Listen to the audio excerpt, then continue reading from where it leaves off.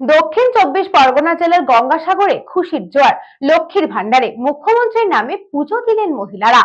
রাজ্য বাজেটের ঘোষণা মিলিয়ে সবশেষে হাতে এলো বর্ধিত টাকা। লক্ষ্মীর ভান্ডার প্রকল্পের 500 টাকা বৃদ্ধির ঘোষণা বাস্তবায়িত হতেই আনন্দে আত্মহারা দক্ষিণ চব্বিশ পরগনা জেলার গঙ্গাসাগরের মহিলারা। হরিণবাড়ি, পয়লাঘেরি ও ঝাউতলা এলাকার মহিলারা স্থানীয় মন্দিরে একত্রিত হয়ে বিশেষ পুজোর আয়োজন করেন।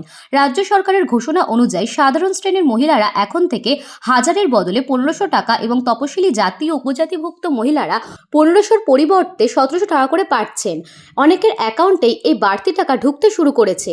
এই প্রাপ্তিতে কৃতজ্ঞতা জানাতেই মহিলারা মন্দিরে ডালি সাজিয়ে হাজির হন। তাদের পুজো দেওয়ার এই কারণ ছিল মুখ্যমন্ত্রী মমতা বন্দ্যোপাধ্যায়ের সুস্বাস্থ্য দীর্ঘায়ু। 2026-এর বিধানসভা নির্বাচনে তৃণমূল সরকারের পুনরায় প্রত্যাবর্তন।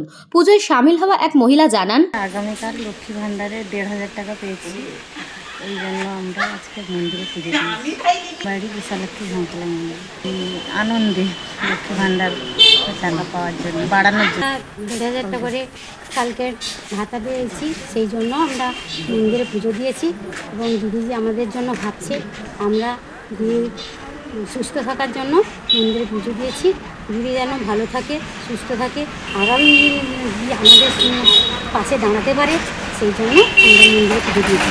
গঙ্গাসাগর ব্লকের এই ঘটনাকে কেন্দ্র করে স্থানীয় রাজনৈতিক মহলে যেমন চর্চা শুরু হয়েছে, তেমনি খুশির পরিবেশ বজায় রয়েছে সাধারণ জনসমাজে।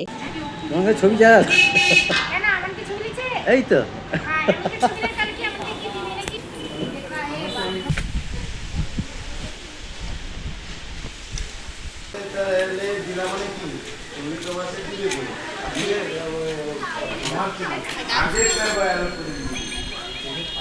Bureau report, news Banga time. St. Augustine's Day School, Barakpur. Success for every child. Admission open 2026 to 2027. Contact number 900793 4555.